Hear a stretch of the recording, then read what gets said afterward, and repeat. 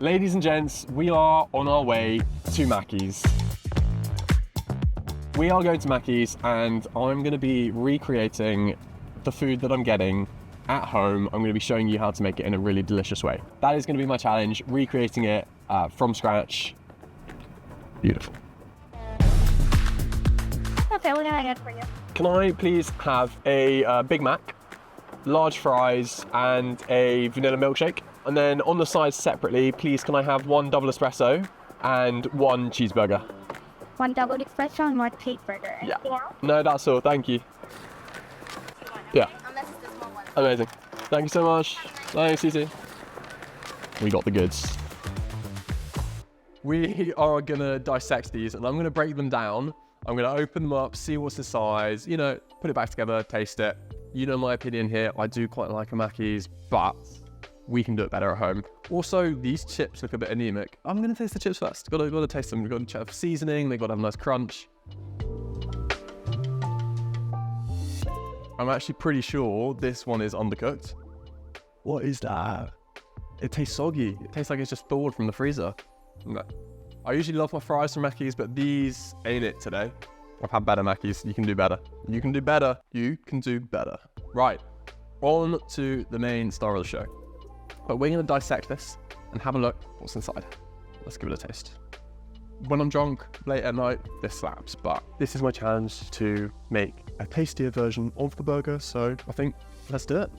Okay, so the first thing we're gonna do is prepare the buns. To start off, we need to make a udane, so we're basing this off a Japanese milk loaf, and the udane is where you scorch some flour with some boiling hot water. This turns into a gelatinous paste and is what makes the milk bread really soft and fluffy. Tip this out onto the surface, give it a little knead, and once you've kneaded it for a couple minutes, we're then going to pop this in a container or wrap it in plastic wrap. Then I'm going to pop this in the fridge for a few hours and leave it in the fridge overnight. Part 2 of the burger buns is getting the yeast mixture ready. So I've got some warm milk, I've got some caster sugar, and I've got my dried active yeast. With this, we're going to mix it all up and leave it to rest for about 10 minutes until the yeast is fully activated. You'll see this through all of the bubbles that will appear. We're now going to make the dough. Go into a new mixing bowl with a stand mixer with the strong white bread flour. Add in the fine sea salt and then just give that a little mix. Then we're going to get out the stand mixer, turn the stand mixer on. As you can see now, the yeast mixture is really activated. Look how frothy that is. And that's now perfect to add into the dough. And then using the udane we made earlier, I'm going to slowly tear this in and just drop it in. And now we're going to knead this for a couple minutes until it starts coming together. At that point, we're then going to add in the softened, unsalted butter. You want to do this gradually because if you do it too much, it won't incorporate properly and you'll end up with really greasy burger buns. Once all the butter is combined, knead this for about 10 minutes. Something really nice I like to do is the window pane test. So you grab a little chunk of the dough, stretch it out, lift it up to the window, and if you can see light through it without the dough tearing or breaking, you know there's a good amount of gluten formed. Whilst the dough's kneading, I'm going to get my bowl ready.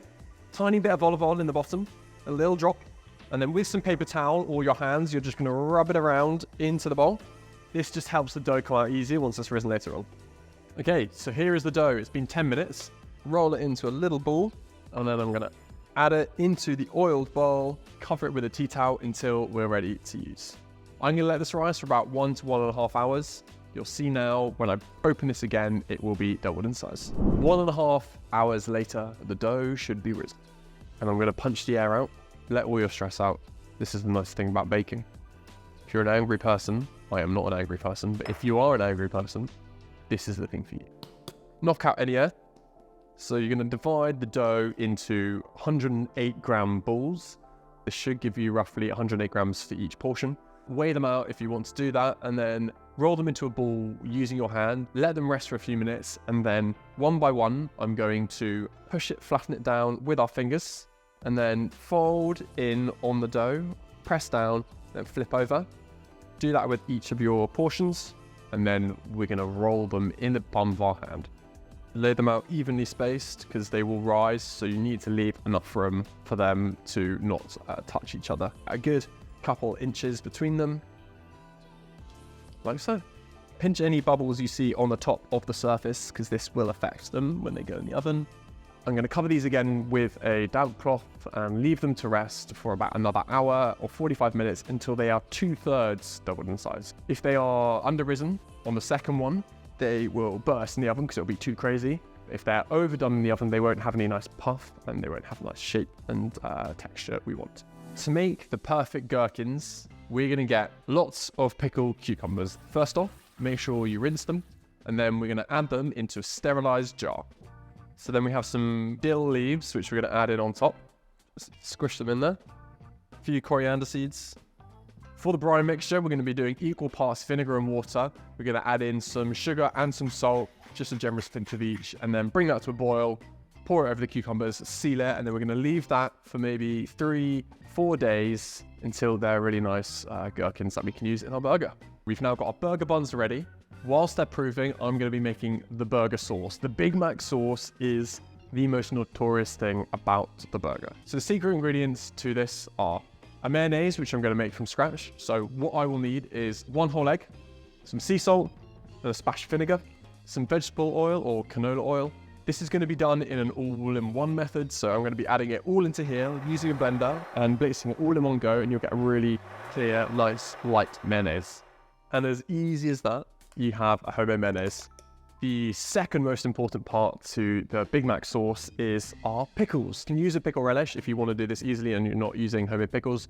I think using fresh pickles is nice though, and because these are going in the Big Mac sauce, we want to cut them really fine, almost until they're minced. Make the sauce, so I'm going to go in with some of my homemade mayonnaise. You can use store-bought if you got that.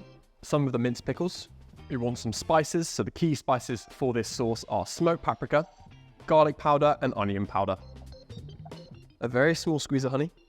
You've always got to have a bit of proper American mustard. I'm just going to mix them together. Step aside McDonald's. Homemade Big Mac sauce is here.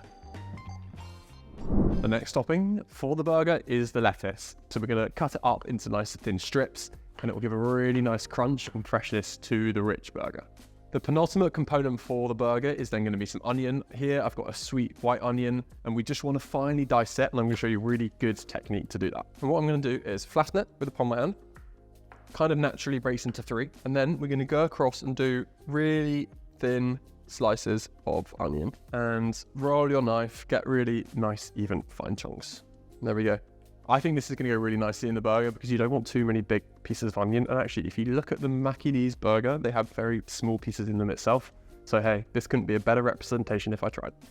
The next component of the Big Mac, ultimately and arguably the most important, aside from the Big Mac sauce, is the burgers. Here, I've got 2 ribeye steaks, and I'm now going to chop them into little dices. The key thing here is keeping every component of the mincing stage cold. That way, when you mince the meat, it's not going to emulsify and go into a paste. It will stay as whole chunks of meat. And then I've just got a little bit of Cajun seasoning here. You can use any spice mix you want. Just adds a really nice depth and touch to the burger. You can see it's gone quite red. This is showing that lots of oxygen has got to it. So that's actually quite a good thing because you can tell like it's had the air, it's dried out a little bit. We're going to mince it once, chill it again, and then mince it a second time. And this will give us the best texture for the mincemeat. So there's the first batch. And I'm now going to whack that in the freezer for another 10 minutes just to re-chill, and then we're going to pass it through one more time. Second freeze, 10 minutes, it's nice and chilled. Just going to pile this back on the top again. And there we go. That is all done. Ready to shape into our burgers shortly. So these have been resting for 45 minutes to an hour now. As you can see, there's a nice bit of volume to them. I've preheated my oven. You want this to be fully warmed up before you add them in so you can get the nice oven spring. So I've got some egg wash. I'm just keeping it basic. 1 egg, 1 teaspoon of water, and mix that together. And we're then going to top it with some sesame seeds to get those nice sesame buns you see on the Big Mac. These are going to cook for about 20 minutes until beautifully golden and risen. And here they are. Beautifully dark golden burger buns. Straight off the bat when the burger buns come out, brush them with melted butter right away. This helps create the nice glossy top you see on buns. And then to let them cool, I'm just going to transfer them onto a cooling rack. If you cut into them too soon, the texture on the inside won't be right. You want them to cool properly. However, if you've got some spare, tuck into it now with a bit of butter. It will be so good. For the final topping, we are coming back to the good old pickles. The homemade ones we made earlier. I'm going to get them out. We're going to chop them into nice thin slices. There is nothing else to it. It's very simple. You have these in your Big Mac burger. we're gonna have them in ours. That is the ideal thickness of gherkin. You get a little bit of crunch, not too much. That is the perfect one. Every single component of the Big Mac is now ready. So left to do, I'm going to cut open the freshly baked burger buns we just made. Once I've done that, I'm gonna toast them and then we're gonna build the beauty. So let's see how this goes. Now we're on to cooking the burger patties. I've got my burger mince here that we prepared just a second ago.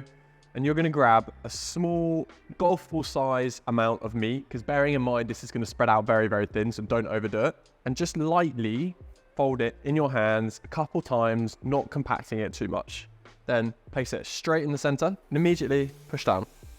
Sprinkle with a little salt. I'm gonna be extra bougie here and we are using your classic American cheese, which you have to have on a smash burger regardless. But I'm also gonna be pairing it with a nice smoked cheese as well. This just gives a little bit of depth to the burger. I think it's great. So now you can see there's slight browning around the edge of the burger. We're gonna scrape it off and flip it. You only flip the smash burger once. Be prepared. So you're gonna flip it, put the cheese on, splash of water and then whack a lid on it so they can steam it, and then that way you will have the perfectly juicy, tender, melted cheese on top smash burger patty. Patties are ready. Let's plate the burger. We start with the bottom layer of the bun, and we're going to go on with a tiny dollop of our homemade burger sauce. Sprinkle of a few diced onions, a few crinkle cut pickles, a little bit of our freshly shredded lettuce for the crisp, burger patty numero uno, the middle bun with a little bit of sauce underneath, then another little bit of sauce on top, onions again, thinly sliced pickles, another bit of lettuce, burger patty number 2, and the top half of the toasted burger bun with a little bit more sauce. And here we have it, our homemade Big Mac. This is a piece of art, if I do say so myself. So now let's compare it to the Big Mac.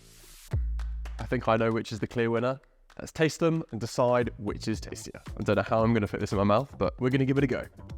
That is unbelievable. You can taste the fresh homemade buns. You've got the really crispy caramelization on the burgers. This is a winner in my eyes. And now on to the final side of life with our Big Mac. If I'm honest, Big Mac still is a Big Mac, but you can't beat a homemade burger. If you wanna do it, let me know how it goes, and I look forward to seeing your creations. Until next time.